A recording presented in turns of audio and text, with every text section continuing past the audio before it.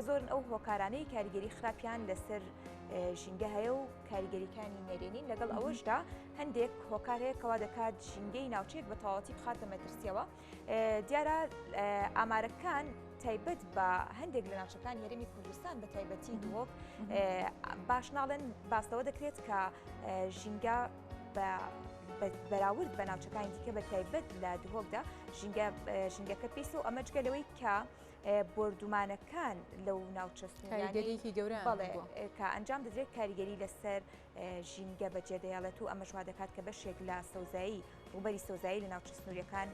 بفۆتێت و کاریگەری لەسەر خراپی ژینگە بەجێبێڵێت. تایبەت بەم بابەتە لە ستودیۆکانمان لاولێرەوە کاروان عەبدولخالق پسپۆڕی ژینگە میوانە کاروان سڵاوت لێبێ بە شێوەیەکی گشتی لە ئێستادا بە تایبەت با بڵێن هۆکارەکانی پیسبوونی ژینگە گەلێک هۆکارن لە ناویشیاندا ئەو بردومانانەی کە لە ناوچە سنووریەکان لە هەرێمی کوردستان ئەنجام دەدرێت چ کاریگەریەکی لەسەر پیسبوونی ژینگە بەجێهێشتووە. سپێدە باش سپێدە و هەمی بینارێت بەڕێز باش بیتن هەکەم بێ بەرە خوب دەینە لایەکی گشتی بەرە خوب دەینە ژینگە کوردستانی کۆنێ یا چه ڕاژدایە بەیە بین بەرە خوب دەینێ بەر هەشکا ساڵیە ئەف ساڵە و کێم یا بۆریانێ gelek jîgeha me Kurdistanê ya bêçare bû ya bêzar bûy her wasat heta nuke jî me ew pêngavê cidî nehavêtîne ku em rabîn sigro benda bi şewekê giştî çêken û yê baş ku kêmiya avê bixwe avê xirve bikin demê baranbarînê ku mifoj jebîn werzê havînê û hêşka saliyê da heke bê ber xwe deyne layê daristana ve mixabinî ve her du layet me ve têne tobarankirin ev daristan û puhanê me gelek roberekê êk carî zorî têta sotin wextê daristan ji têta sotin bîte têkdana malgeha hemî giyana wera têkdana ser û zamanê xelkekî gelek gundê hatîne çûlkirî ji berva ne aramiya deverê taybetî hêla sinûrî ev hemî kardikinê ser jîngehê diketin û gelek roberê stana ji têta sotin egerê barankirinê ev şewekê giştî behsê jîngehê heke em bên berê xwe bideyne ev ku jîngeha siruştiya rexoriyet bajêra da û hekem bên berê xwe bideyne senterê bajêra jî mixabinî ve rêje keskatî hêşta li wî astînî ne ku dîvstanderê cihanî ku bêtin ji bîst salê kêmtir nebîtin taybetî ev komalgehê te ev hîne avakirin yê te akincîbûnê ku roberê gelek ji wana kêmtir e ji du salê ev xwe bêtin kêmatî bîst salê bîtin û xelkekê zor dike ku bijin ketofos kanî nav bajêr da şewekek car zêde bîtin nexwasme zêdebûna van otomobîla zêdebûna van malî dê dikere bê hemî kartekinê ser jîngehê diketin. بەڵێ کاک عەبدول کاک کاروان ببوورە بە پێی لێکۆڵینەوەکانی کۆمەڵەی ناسا پارێزگای دهۆک بە خراپترین ناوچەدانرێت لە ڕۆژهەڵاتی ناوەڕاست لە ڕووی دۆخی ژینگەوە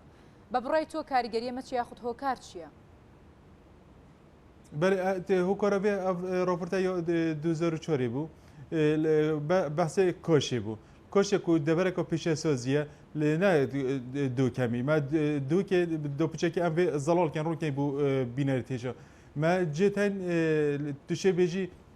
baştirîn cihên sertanserî Kurdistanê û cîhanê jî me devera şêrane hey me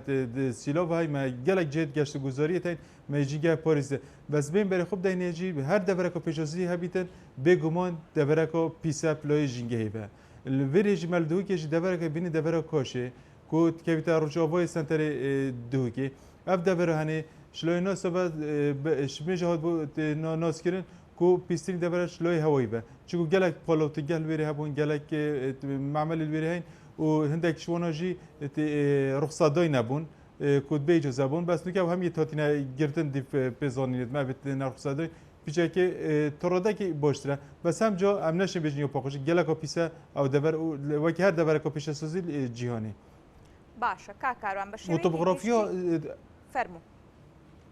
بله بله اوتوبغرافیا پارێزگاha Duhokê jî her du rexetwê çiyane wextê her du rexetwê çiyo min cumhurcûla hewayî ya azad nîne ev gazîdgirin hemî hêne xwarê û rejeka zûr ya otomobîla jî heye û me pêştir jî amaje pendê kir کوڕوبەری کەسکۆتی دووکێ کەشتیا 12 ساڵێ بێتن دیفسان زەری جیۆنی 20 ساڵی کەمتر نەبیتن ئەب هەمی کۆرتەکردن و هەوای سنتەرێ بۆژێرە دووکێ نەیە زەڵالبی دیفسانتەرێ جیهانی باشە کاکاروان بە شێوەیەکی گشتی باست لە بەشێکی زۆر لە هۆکارەکان کرد کە کاریگەریان لەسەر خراپی ژینگەی هەرێمی کوردستان هەیە ئەگەر بینە سەر ئەو کاریگەریانی کە لە ڕێگەی بردومان و هێرشەکانەوە لەسەر ژینگەی هەرێمی کوردستان هەیە چ کاریگەریەک بردومان و هێرشەکان چ کاریگەریەکیان لەسەر ژینگەی هەرێمی کوردستان بەجێهێشتووە بله کۆرتێکێنەکە گەلەکە زۆرە هەی بۆ بۆمبارۆنکردنەوە سەر ژینگە کوردستانی مە پێشتر ژی مۆژە پندەی کرد وەختێ جایك تێتا تۆ بۆڕۆنکردن بێگومان دێتە سوتن بەری بێتە سوتنجی نێتە سوتنجی ئۆرۆمیەوەی دەبەری تێتە تێکدان خەڵکێک نەشت چیتن مەڕۆماڵاتی خۆ بێرە خۆدانکەتن نەشتن چیتن بۆغ و بیستانێت خۆی تە بە هەندا سۆڵە ڕەنجەوە و زەحمەتەوەن و خڕ بەر ئۆڤێدا چوو کو gelek gundidî yê totîne çûlkirin. Eva kortekînek geleko zûr yahî ser jingehê û nexwast me pişt agir berbîtê imkoniyatê hikûmeta herêmê jî hintinîn û xelkekî jî deber jî ne arame ku biçîtin wî agirî vemrît heta ku ev xwe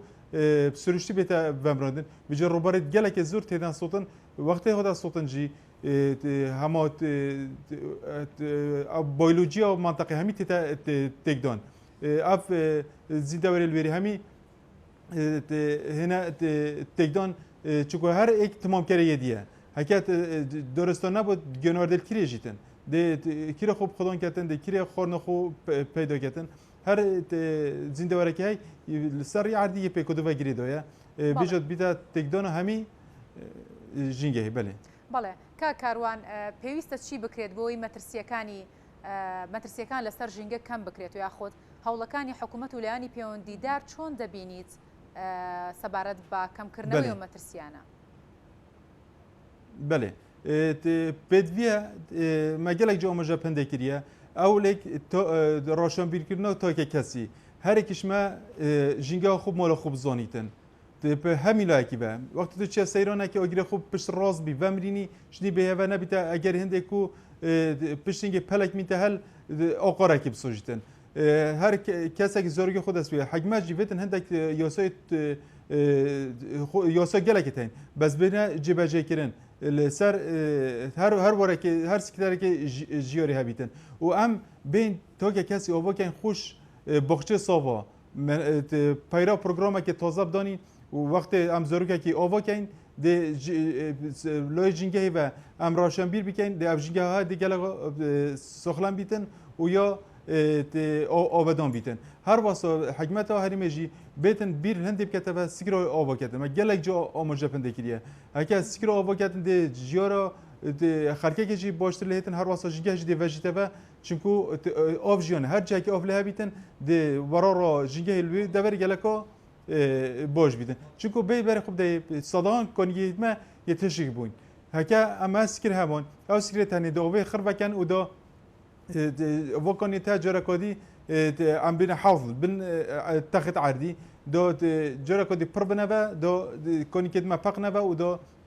زده هیله نوا بتن هم حکمت هم حوالاتی به جنگه خوب کده خدان هکا ام دخی کویدن پوشار بجیدن بله زور سپاس بۆ کاروان عەبدولخالق پسپۆری ژینگە سپاس کە لەگەڵمان ئامادە بوویت سپاس بۆ ڕوونکردنەوە و زانیاریەکانت بۆ ئێمە